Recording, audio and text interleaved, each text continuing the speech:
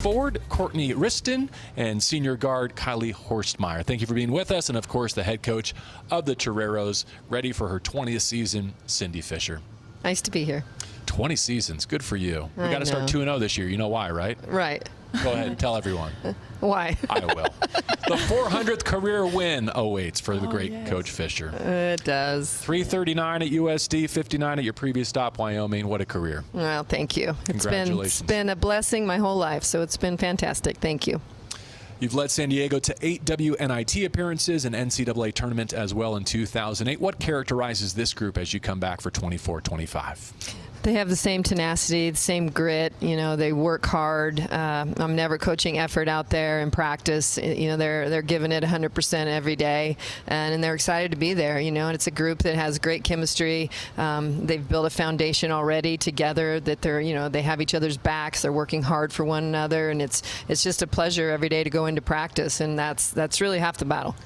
I was going to say, those sound like a lot of great winning ingredients that coach is trying to find and build and establish over the course of a season. You come into this campaign with your best players already being your hardest workers. What an attribute. Absolutely. And, you know, that's the expectation, and they're fulfilling that very, very well, and they're showing great leadership, good communication, these two it starts with, and I'm just excited about everything they're giving us. Courtney, what's one thing that Coach Fisher and her staff have taught you over the course of your Toreros career? Oh, over my Toreros career is just to persevere. Persevere. Jeez. That's a coaching mistake. Don't worry. No. Just everything, like in life, in basketball, and in school, everything. Just keep working hard no matter what. Kylie?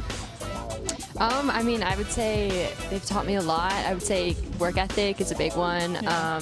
I mean, on court, just continuing to get better at defense, and just to continue to show up every day with a smile. Courtney, I see you nodding. Was defense the focal point this offseason? Am I onto something here? Yes. Defense is always our number one, and that's the thing we hang our hat on. And so, yeah, that's just one thing that they are always on us with. So I would feel like that's one thing that we will take with us. Well, Cindy, if you said the ability and the desire is already there, then is it just kind of getting on the screws in terms of fundamentals and matching up against a really talented league in the WCC with a lot of returning scores? Oh, absolutely. And I think the whole group understands that that's going to lead to success this year. We have a lot of new faces and a lot of new people out there that are having to learn our system and how we like to do things and the level that we want to play at, and you know what that takes every single day. And it's new for a lot of people. So I think it's really important, you know, with Kylie and Courtney, they're reminding them, hey, it's going to pay off. You just got to keep going. You just got to keep doing it and getting our rotations, getting into the right spots every time and finishing with a strong rebound. So we're just, over and over, but it's a work in progress, but it'll get there. Who are some of those new contributors that might fill roles on your team or maybe even start? Well, there's a lot. I got this question earlier, and I can kind of go through the whole entire team. But, Ava Ranson and Truett Riley, they have their transfers coming in, and they're seniors. And so they have a lot of experience on the floor. They've played at a really high level, and so I think they understand what it takes and understand the commitment it takes to really, especially on the defensive end, work hard. Para Santa Caria, I can't even say her last name. It's so amazing. But she's a point guard for us from Australia, who's come in and done a really good job. But the twins, Haley and Jaden Rhodes, have transferred in. They're from Texas, and they understand also playing at a very high level. But, I can go, Claire Gallagher is another senior on our team that has kind of fought some injuries, but she's stepping up big. And, I can kind of go through the whole roster right now. Our defense really starts with the position that we call the hound, and that person gets up and defends the floor 94 feet. And Lauren McCall, who's just only a sophomore for us right now in the program, does it better than anybody. So she's kind of starting our defense. She's the one putting the pressure on the ball. So she has done a fantastic job for us also. Kylie, I feel like I know the answer to this question based on the description, but what type of disposition do you have to be the hound? What kind of attributes make for a good hound for the Toreros? Yeah, I mean, I think you have to be willing to work. You got to be willing to pick up 90 feet. You got to be able to move your feet, drop your butt down in a defensive stance, keep somebody in front of you, and you really have to just want to be that position in order to do it well. Courtney, with all these new pieces, like, are we doing trust falls here? Are we doing icebreakers? Like, how do we all get to know each other? What did you and the team do this year to kind of make that process accelerate? Yeah, we went on a team retreat, which was really awesome for us. We went up to Alpine, which was like 45 minutes from San Diego. And honestly, even before we went on our team retreat, we were just like sisters, just like that. We clicked very well. We clicked very easily. And I think this team retreat just brought us even closer together. Who's winning these games? I'm looking at board games, I think. Oh, someone's blindfolded there. Yeah. Any champions come away from this retreat? Whoa. Yes, there was, actually. Kylie and I did a lip sync. Well, it was our team. It was Kylie, me, Claire, Lauren, and Haley did a lip sync like dance, and we came on top. We'll claim that one. So Absolutely. The song was? Best song ever by One Direction. That's right there. Yep. There we are. Oh, and that's Coach Knight. That's me, Delaney Wilson, right there. Yes. So it was just an awesome time to spend with one another, and we really connected on another level. I always wonder, can you sense the difference when you come back to practice after an experience like that? Yes, you can. Yeah, I feel like. I mean, I would say so. I think it's just you know each other on a deeper level, that you're able to communicate better on the court. You're able to hold people accountable easier because you know you're closer with them. You're more connected, so you're able to have difficult conversations as well as know when you need to encourage. Yeah. Kylie, let me brag on your stats a little bit from last year. Second on the team in minutes, in scoring, field goal percentage. You led the team in three-point shooting. But when you have to replace a leading scorer and a leading rebounder, what's that like in terms of just the volume, the production, stepping into roles for other teammates? Yeah, I mean, I think it's just obviously we've lost some really key players, but I think it's just stepping in and like having the confidence that we can fill those roles, and that we'll just continue to, as a team, work together to put up those numbers that we're losing. So, Cindy, was that one of the selling points on the recruiting trail this offseason, that there were opportunities to be had with this team? Oh, absolutely. I think that it's kind of the way it is now in NCAA sports in general, but definitely in college basketball. There are a lot of opportunities, and it's addition by subtraction sometimes. And you bring somebody in that might be filling a role that wasn't being filled last year, and you might be losing somebody, and you just go back and forth with it. So I think it was definitely a big focal point for the off season of bringing in some scorers and people who are capable of putting up numbers for you. And so you have to find those kind of players that have done it at a high level and are comfortable doing it, and that feel like they can do it at another level or in another program. Kylie and Courtney both, let me ask, what's your favorite stop on the WCC trail? Which road trip do you look forward to each season?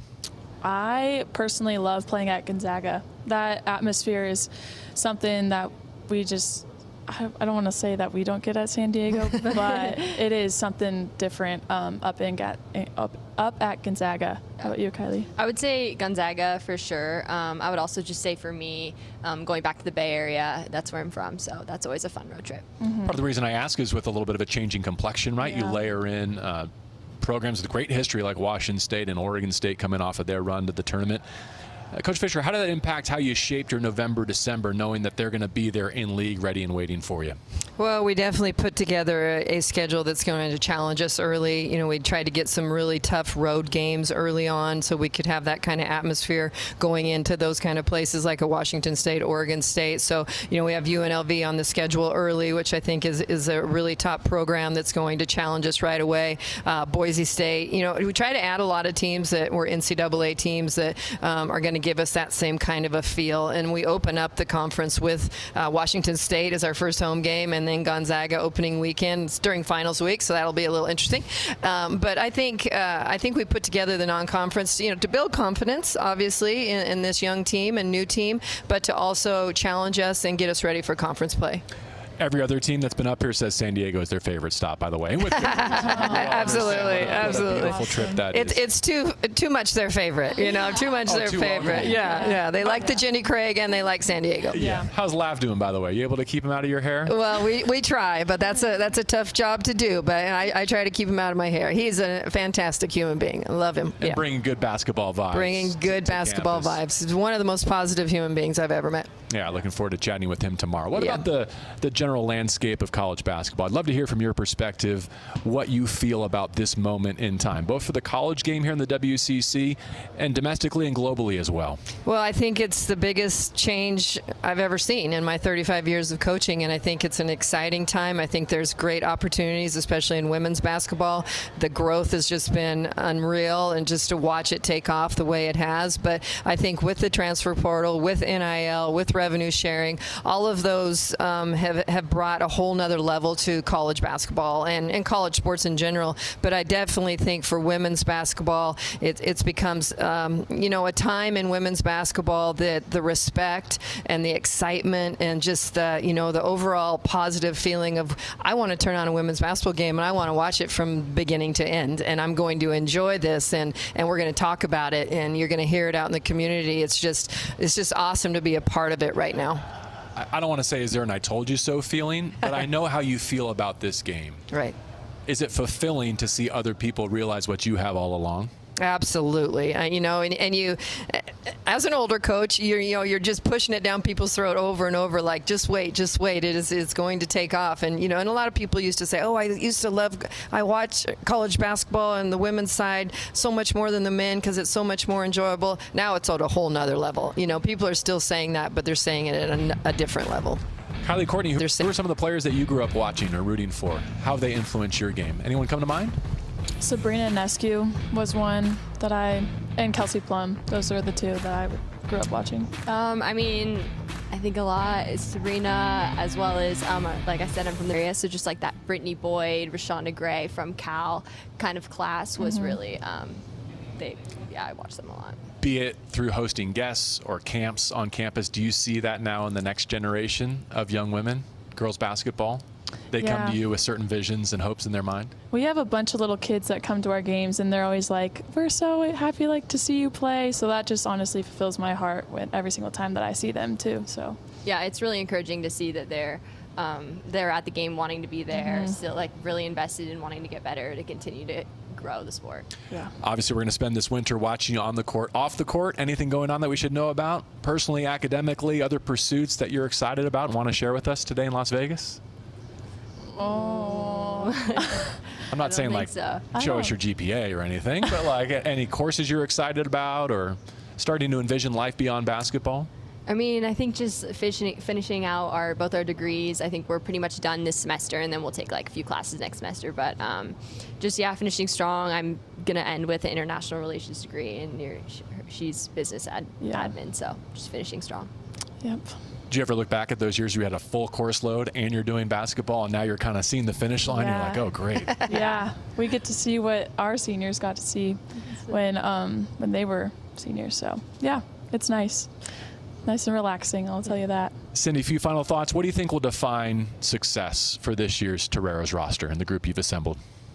I think we have a word that we put on everything. It's Kaizen, and Kaizen in Japanese means continuous improvement, and we talk about it over and over and over. So I think for us, we want to be playing the best basketball we can possibly be playing in March, right? We want to be back here in Vegas playing. We're coming to play UNLV, but then we'll be back for the second time for the conference tournament, and I just want this team to be playing at their highest level at that point. And I think if we continue to get better every game, we win some games early, we gain that confidence, we have a really good conference season, and we'll be right where we need to be. Kaizen, I like that. Where'd it come from? Some off-season reading, or? I've had it for many, many years, even since I was the head coach at Wyoming, but I read an article of Tiger Woods when he was small, and his dad used that with him, the word Kaizen, a lot, helping Tiger to improve, and I just always took it from then, and we put it on everything, and I use it in my whole life, in every part of my life, just continuously improve.